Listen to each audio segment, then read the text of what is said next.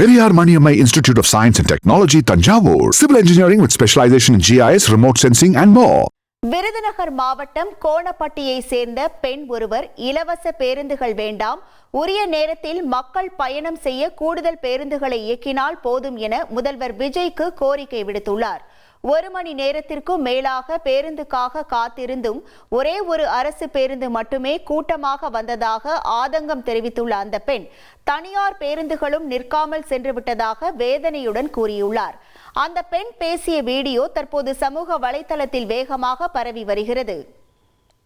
Free பஸ்லாம் வேண்டாம் sir. எங்க ஊருக்கு ஒரு 1/2 அன் ஹவருக்கு ஒரு பஸ் இல்லை, ஒரு 3/4 மணி நேரத்துக்கு ஒரு பஸ் இருந்தா போதும். அவசரமா போறவங்க எப்படி போக முடியும்? உள்ளேயே 2 கிலோமீட்டர் நடந்து வந்து தான் பஸ் ஏறுறோம். சும்மா ஏறல. ஒரு ஹாஸ்பிட்டல் மாதிரி போகணுங்கிறவங்க எப்படி போவாங்க?